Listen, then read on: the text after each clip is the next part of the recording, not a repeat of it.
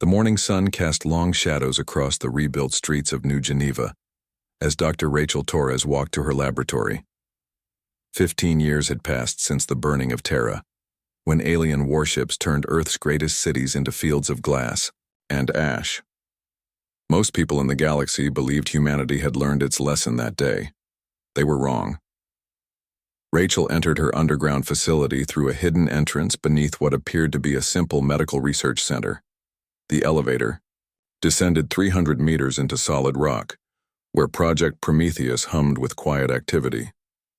Banks of computers processed endless streams of data, while fusion reactors powered experimental engines that defied every known law of physics. On the other side of the solar system, Admiral David Knox received his daily briefings aboard Luna Station. The orbital platform looked like any other military headquarters, complete with defensive weapons and communication arrays. What visiting diplomats never saw were the massive construction bays hidden on the far side of the moon, where human engineers worked around the clock building something the galaxy had never imagined. The Hegemony Council gathered in their crystal palace above the capital world of Kree Prime, completely unaware of humanity's true activities. Supreme Chancellor Vorth reviewed intelligence reports that painted a picture of a broken species, slowly rebuilding their shattered civilization. Human colonies expanded throughout their local star systems, mining asteroids and establishing trade routes with other species. Everything appeared normal and harmless. But beneath the surface of every human operation, a different reality took shape. The mining ships that carved up asteroids also hollowed them out into hidden shipyards. Commercial freighters carried military components disguised as industrial equipment.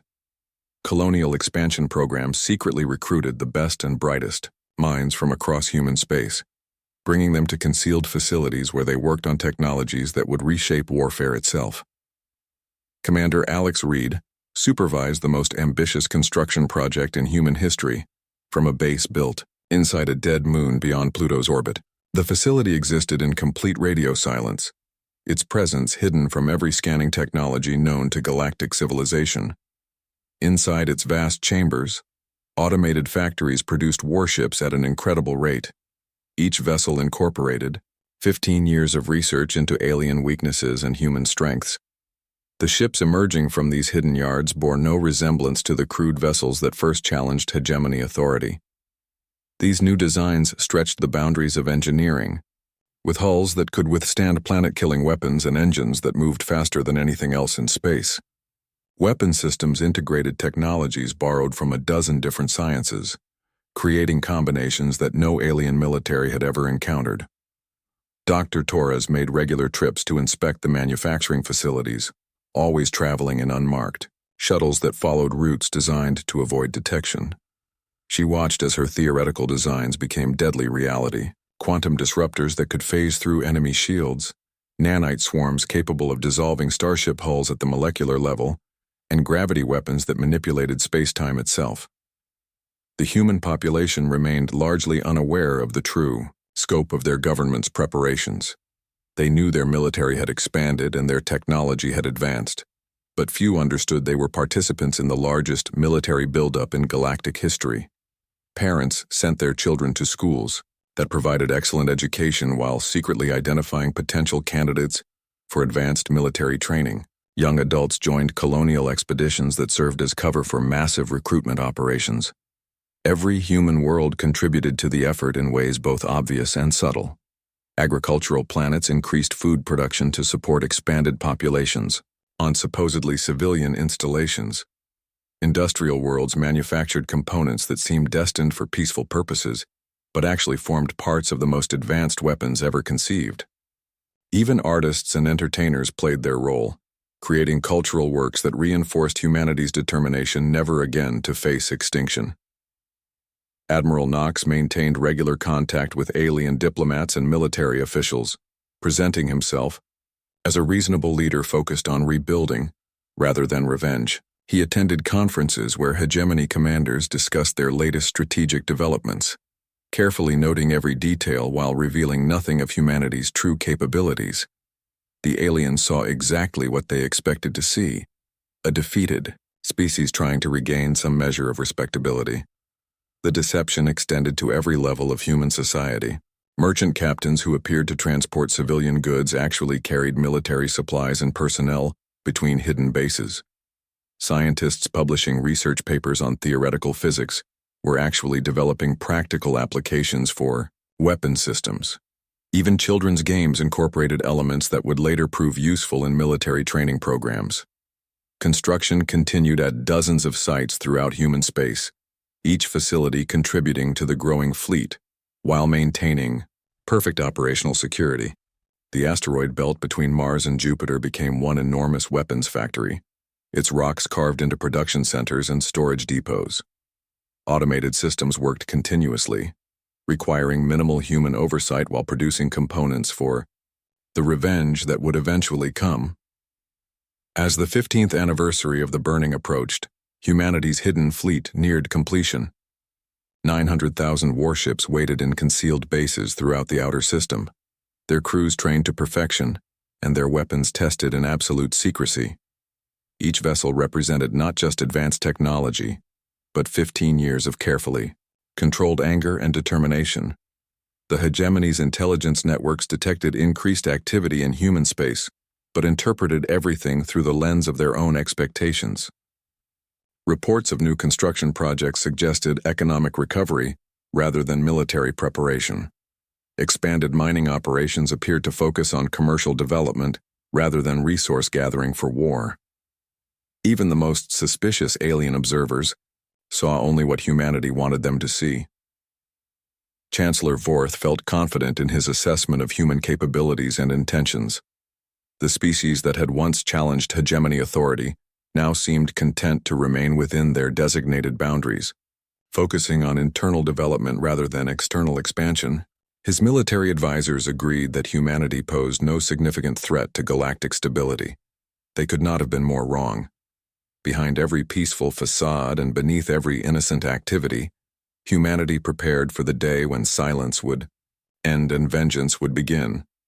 The galaxy was about to discover what happened when a species faced with extinction chose not to surrender, but to become stronger than anyone had thought possible. The quiet years were almost over, and the storm was about to break. Emergency alarms screamed across Luna Station as Admiral David Knox received the worst news in 15 years. The medical frigate Mercy's Dawn had been destroyed while delivering plague vaccines to the Tau Ceti colonies.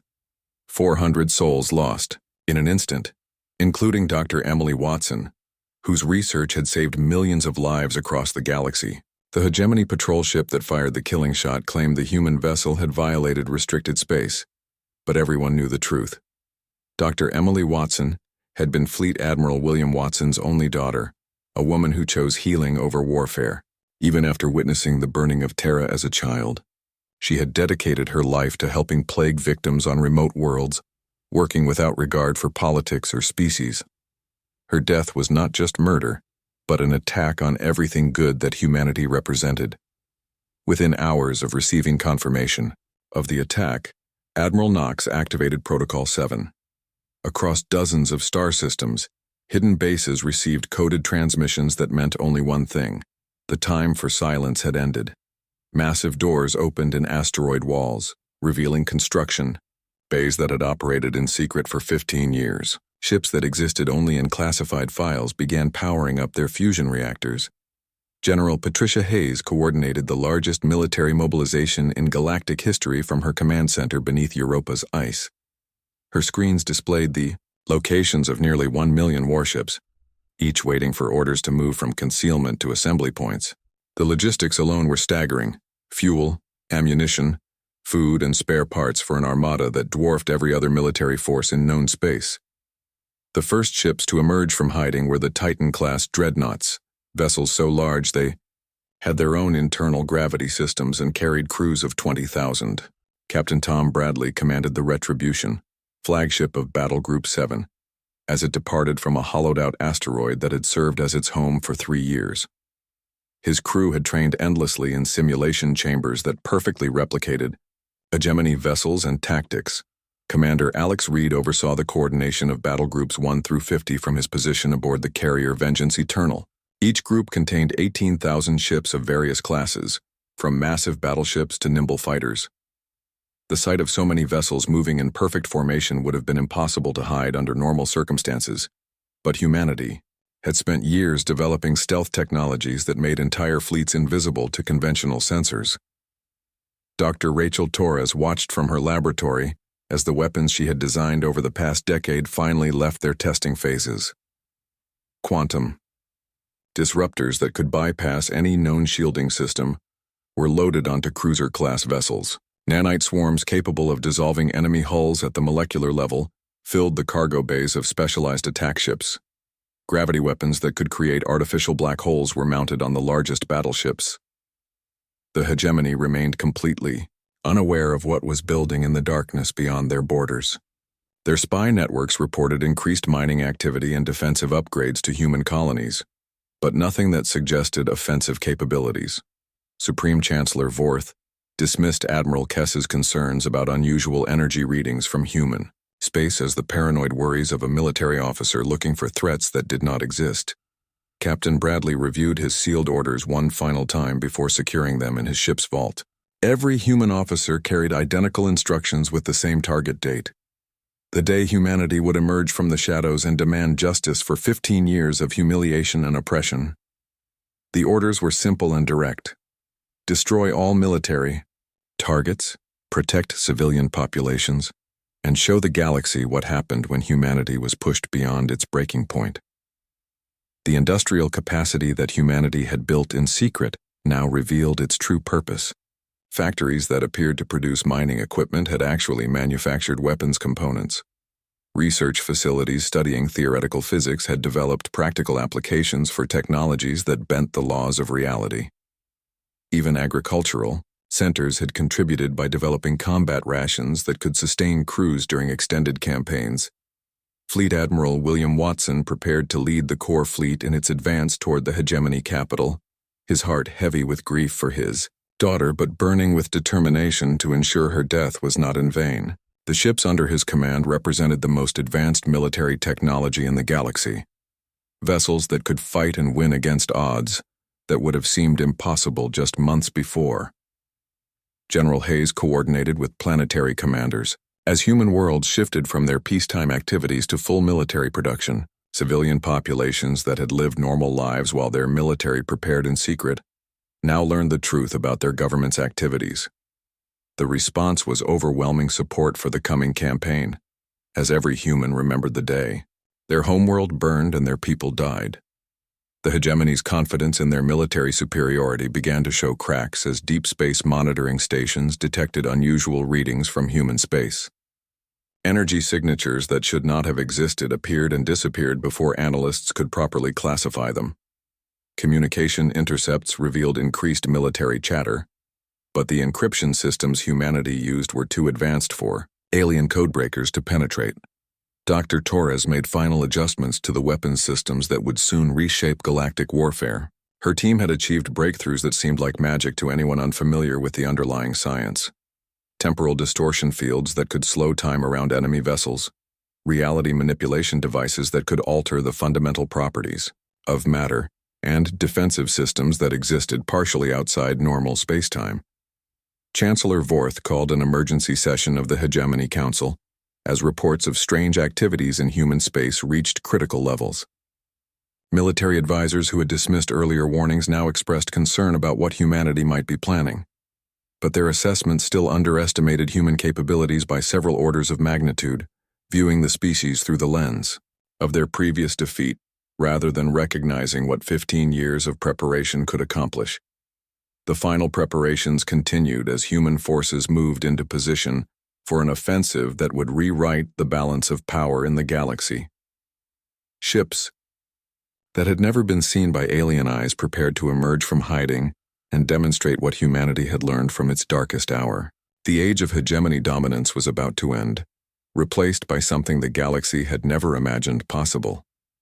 As the last coded transmission reached the final hidden base, Admiral Knox prepared to address not just his own forces, but every civilization in the galaxy. The message he would soon broadcast would mark the beginning of a new era, one where humanity's enemies would learn the true meaning of regret. Deep space monitoring stations throughout the galaxy registered the impossible at exactly the same moment. Nearly 1 million human warships materialized from hyperspace simultaneously along the entire border of hegemony territory. The massive fleet stretched across light-years of space, a wall of ships so vast that it defied every assumption about human military capabilities. Automated systems crashed as they tried to process sensor data that exceeded their programming parameters. Admiral David Knox stood before the main communication array aboard his flagship, preparing to deliver a message that would reach every inhabited world in the galaxy. Behind him stretched the largest military formation in galactic history, ships arranged in perfect battle lines that demonstrated 15 years of careful planning and preparation. The sight would have been beautiful if it were not so terrifying to those who opposed humanity. His broadcast reached every communication system simultaneously, overriding normal channels and forcing itself onto screens throughout hegemony space. Knox spoke in calm, measured tones as he listed humanity's grievances against the alien empire: the unprovoked attack on Earth, the destruction of civilian populations, 15 years of oppression and humiliation imposed on a species whose only crime was defending itself against conquest. Supreme Chancellor Vorth watched the transmission from his crystal palace with growing horror as the scope of humanity's deception became clear. His military advisors scrambled to assess the threat while computer systems processed intelligence data that painted an impossible picture. The human fleet did not just outnumber the entire hegemony navy, it dwarfed every military force in recorded galactic history. The ultimatum that followed Knox's recitation was simple and direct. The Hegemony Council would surrender themselves for trial within 72 hours, or every world under their control would face the consequences. No negotiations, no compromises, no mercy for those who had shown none to humanity during its darkest hour. Dr. Rachel Torres activated the weapons systems she had spent 15 years developing, as human ships powered up technologies that seemed to violate the fundamental laws of physics. Quantum disruptors charged their exotic matter cores while nanite swarms prepared for deployment. Gravity weapons calibrated their field generators to create localized distortions in spacetime itself. The hegemony's desperate attempt at diplomacy lasted less than an hour. Representatives offered reparations, territorial concessions, and complete autonomy for human worlds. Admiral Knox's response came not in words but in action, as advanced squadrons began moving deeper into hegemony space with precision that spoke to years of intelligence gathering and strategic planning. Captain Tom Bradley led his battle group in the first engagement against a hegemony patrol fleet sent to test human resolve. The alien commanders expected to face the same crude vessels they remembered from 15 years before. Instead, they encountered ships that moved faster than their targeting systems could track, and weapons that bypassed their defensive technologies entirely. The battle lasted 37 minutes. When the debris stopped glowing, the entire hegemony force had been reduced to scattered atoms while the human ships remained completely undamaged.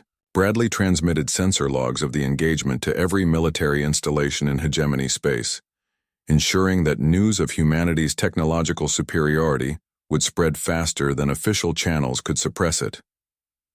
General Patricia Hayes coordinated the advance of multiple battle groups as they swept through outer systems like a tide of destruction.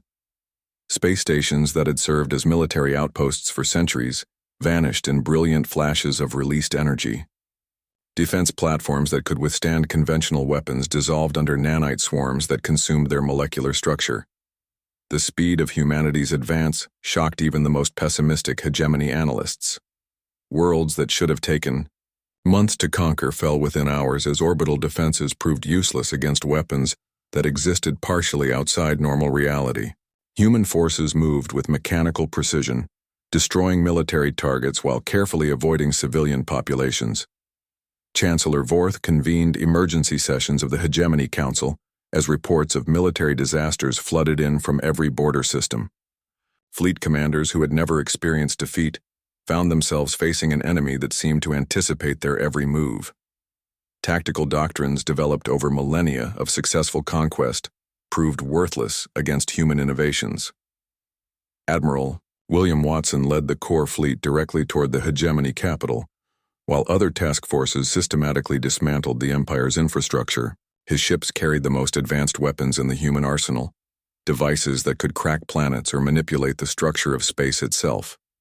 The grief over his daughter's death had crystallized into cold determination to see justice done. Dr. Torres monitored the weapons testing that occurred with each engagement, her systems gathering data on alien defensive capabilities and adjusting attack parameters in real time. The technology gap between humanity and its enemies proved even larger than her most optimistic projections had suggested. Human weapons were not just superior, they operated on principles that alien science could not comprehend. Communication. Networks throughout hegemony space carried panicked reports of human capabilities that seemed more like fantasy than military intelligence. Ships that could phase through solid matter, weapons that aged their targets to dust in seconds, defensive systems that redirected enemy fire into parallel dimensions. The descriptions sounded impossible, but the evidence was undeniable. Commander Alex Reed oversaw the deployment of specialized attack squadrons equipped with humanity's most exotic weapons. These vessels carried technologies that pushed the boundaries of theoretical physics, creating effects that local military forces had never encountered. Artificial black holes consumed enemy formations while temporal distortion fields trapped ships in loops of slowed time. The psychological impact of humanity's technological superiority proved almost as devastating as the physical destruction. Hegemony military units that had dominated the galaxy for millennia suddenly found themselves outclassed by weapons they could not understand or defend against. Morale collapsed as word spread that human forces were essentially invincible. Captain Bradley received new orders to demonstrate humanity's most powerful weapons on a carefully selected target. The military academy at Rigel 7 had trained hegemony officers for over 1,000 years, including many who had participated in the attack on Earth. The installation and its orbital platforms represented centuries of military tradition and technological achievement. The demonstration lasted less than 5 minutes. Reality manipulation devices reduced the entire complex to its component atoms, while gravity weapons created a localized space-time distortion that would serve as a permanent memorial to human resolve. The message was clear. The age of hegemony, dominance had ended, and a new power now controlled the fate of the galaxy. As human forces continued their relentless advance, the scope of their preparation became apparent to everyone watching. This was not a hasty response to recent provocations, but the culmination of 15 years of careful planning and technological development. Humanity had used its apparent defeat to mask the greatest military buildup in galactic history, and, now the consequences of that deception, were reshaping the political structure of known space. The fall of hegemony space proceeded like a carefully orchestrated symphony of destruction. Each world's surrender timed to maximize the psychological impact on remaining resistance. Admiral William Watson led the core fleet through system after system as orbital defenses that had protected these worlds for centuries crumbled like paper before human weapons. The same technological superiority that had once belonged to the hegemony now worked against them with devastating efficiency. Fleet Admiral Sarah Mitchell coordinated the systematic dismantling of hegemony infrastructure from her command ship at the center of Battle Group Alpha. Military academies, fleet yards, and strategic command centers vanished in bursts of exotic energy as human forces demonstrated weapons that operated beyond conventional understanding. Each target was carefully selected to cripple the hegemony's ability to wage war while avoiding unnecessary civilian casualties. The occupation forces that followed behind the advancing fleet operated under strict protocols developed by General Patricia Hayes. Unlike the brutal conquests that had built the hegemony empire, human forces established order through competence rather than fear. Surrendered worlds received immediate medical aid, food shipments, and protection from the chaos that followed military collapse. Dr. Rachel Torres monitored the performance of her weapons from a mobile laboratory aboard one of the support ships, making real-time adjustments as her systems encountered new defensive technologies. The quantum disruptors performed beyond expectations, phasing through enemy shields to strike at the vulnerable systems within. Nanite swarms consumed entire space stations in minutes, breaking down their molecular structure and converting the material into raw resources for the human fleet. Supreme Chancellor Vorth made his final desperate gamble by ordering every available hegemony ship to converge on the capital system for a last stand. Representatives from dozens of species brought their most powerful vessels to defend the seat of galactic government. Nearly 200,000 ships gathered in defensive formations around Kree Prime, their combined firepower enough to sterilize entire worlds. The assembled hegemony fleet represented the military might of half the galaxy, vessels from civilizations that had dominated space warfare for thousands of years. Admiral Kess positioned his forces with tactical expertise earned through decades of successful campaigns, creating overlapping fields of fire that should have been able to stop any conceivable attack. The defensive network around the capital world was the most formidable military installation in galactic history. Captain Tom Bradley approached the capital system at the head of humanity's first strike force, knowing that this engagement would determine whether the war ended quickly or dragged on for years. His sensors detected the massive hegemony formation long before the alien ships could see his own vessels, human stealth technology remaining superior even when facing concentrated scanning efforts.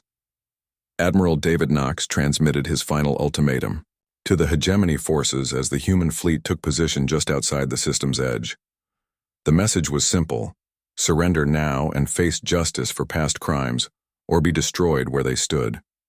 The response came in the form of weapon systems powering up across the entire alien fleet, their energy signatures visible from light years away. The battle that followed redefined everyone's understanding of what was possible in space combat. Admiral Knox did not order a traditional engagement with ship-to-ship fighting and gradual attrition. Instead, human forces demonstrated weapons that seemed to bend reality itself to their will. Artificial black holes appeared in the middle of enemy formations, consuming entire squadrons in seconds before disappearing without a trace. Dr. Torres activated the most exotic weapons in humanity's arsenal as the core fleet closed with the enemy. Temporal distortion fields created pockets of slowed time around clusters of hegemony ships, trapping them in moments that stretched for subjective hours, while the universe moved forward around them. Reality manipulation devices altered the fundamental properties of matter, turning enemy hulls into substances that could not exist under normal physical laws. The hegemony's defensive formations dissolved like smoke in a hurricane as human weapons demonstrated capabilities that violated every known principle of physics.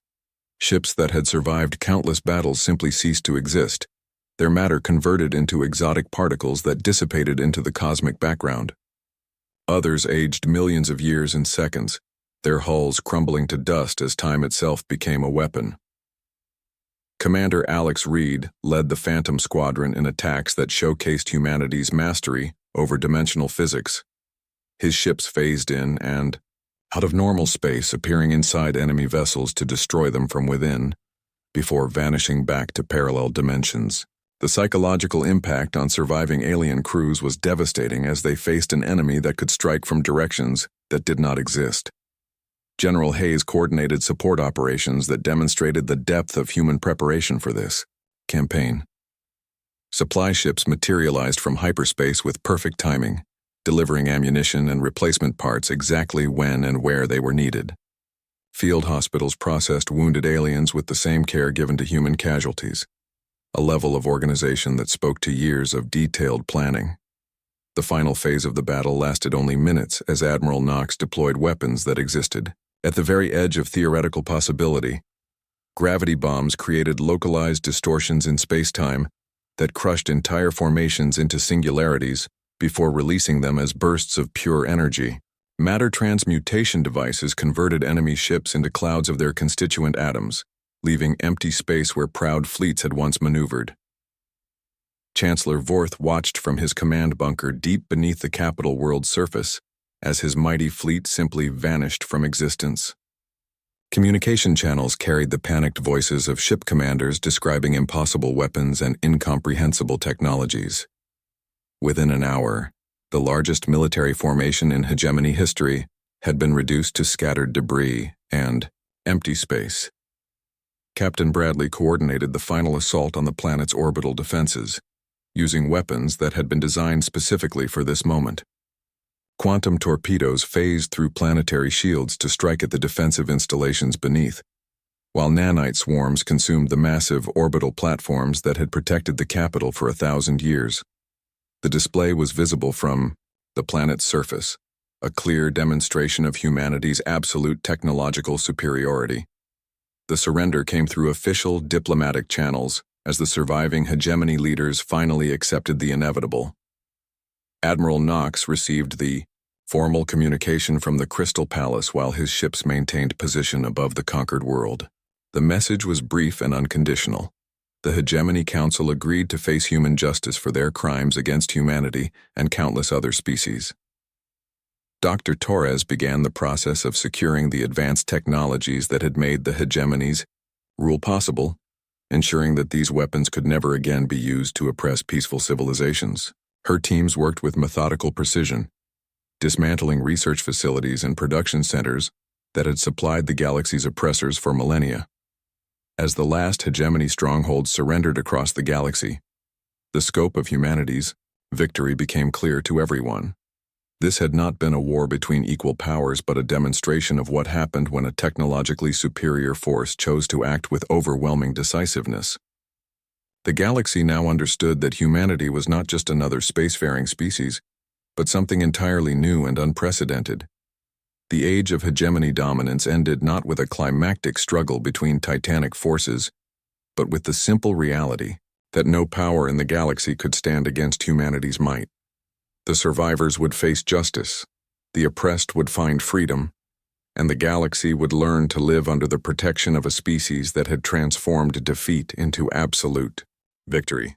6 months after the fall of the hegemony capital, delegates from across the galaxy gathered on Earth to witness the formal establishment of the Terran Federation. The ceremony took place in New Geneva, rebuilt on the same ground where alien weapons had once reduced humanity's greatest city to glass and ash. The symbolism was unmistakable.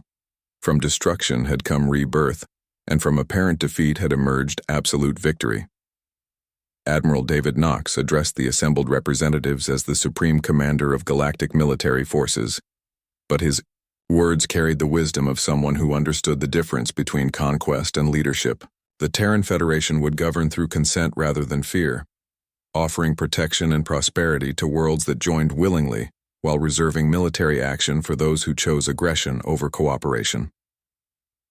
Dr. Rachel Torres led the newly formed Department of Xenological Relations, sharing carefully selected human technologies with allied species, while maintaining strict control over the most dangerous weapons.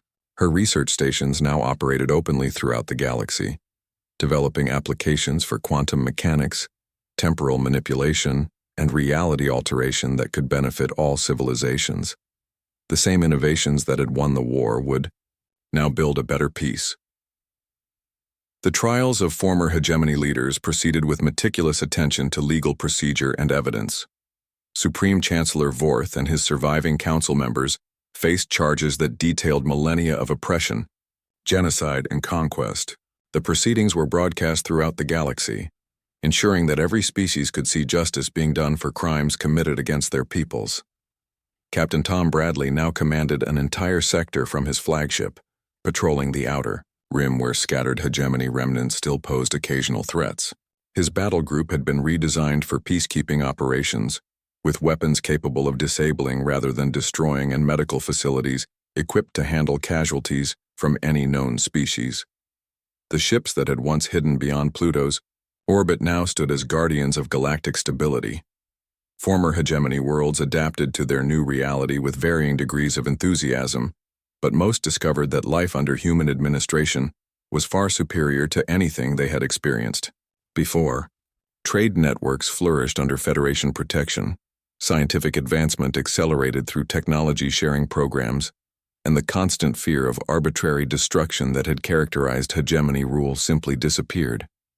General Patricia Hayes oversaw the transformation of human military doctrine from conquest to protection, establishing training programs that emphasized the defense of civilian populations and the minimal use of force necessary to maintain order. The same organizational skills that had coordinated the largest military campaign in galactic history now focused on building sustainable peace across thousands of worlds.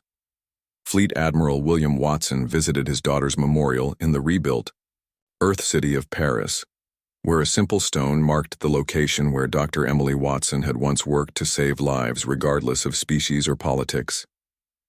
The garden that surrounded the memorial grew with flowers from dozens of worlds, a living symbol of the peace that her sacrifice had helped to achieve. The economic transformation that followed human victory exceeded even the most optimistic projections. Worlds that had struggled under hegemony, taxation, and resource extraction found themselves prospering under Federation policies that encouraged development rather than exploitation. Advanced human manufacturing techniques allowed formerly poor planets to compete in galactic markets for the first time in their history. Commander Alex Reed led exploration missions into previously unknown regions of space, his ships equipped with technologies that made interstellar travel safer and more efficient than ever before. The same dimensional phase capabilities that had been weapons of war now allowed spacecraft to reach distant stars in days, rather than months, opening new territories for peaceful expansion and settlement. The scientific renaissance that accompanied political transformation revolutionized understanding of the universe itself. Human researchers working with alien colleagues made breakthrough discoveries in fields that ranged from medicine to engineering to theoretical physics. The technologies that had once been restricted to military applications found peaceful uses that improved life for billions of sentient beings. Dr. Torres published her research on quantum mechanics and temporal physics, sharing knowledge that had once been humanity's most closely guarded secrets. The papers sparked a revolution in galactic science as researchers from hundreds of species began developing new applications for principles they had never imagined possible. The same understanding that had created weapons of unprecedented power now drove innovations in energy production, space travel, and medical treatment. The cultural impact of humanity's rise to galactic prominence proved as significant as the military and political changes. Human art, music, and literature spread throughout Federation space, carrying messages of resilience, determination, and the possibility of redemption even after the darkest defeats. Other species began creating their own works exploring themes of survival and transformation. Educational systems throughout the galaxy incorporated the story of humanity's journey from near extinction to galactic leadership, using it to teach lessons about the importance of perseverance, careful planning, and the dangers of underestimating potential adversaries. The burning of Terra became a historical milestone that marked the beginning of a new era in galactic civilization. Admiral Knox established the Galactic Defense Force with representatives from every Federation member world, ensuring that no single species would ever again face the threat of extinction alone. The combined fleet incorporated the best technologies and tactical doctrines from across known space, creating a military organization dedicated to protecting peaceful civilizations from those who would destroy them. Captain Bradley's patrol encountered one of the last organized hegemony resistance groups hiding in an abandoned star system, remnants of species that refused to accept the new galactic order. The engagement that followed demonstrated both human military superiority and the Federation's commitment to justice rather than vengeance. The surviving rebels were offered amnesty in exchange for abandoning their campaign of terrorism. The anniversary of Earth's reconstruction became a galactic holiday celebrating the triumph of determination over despair.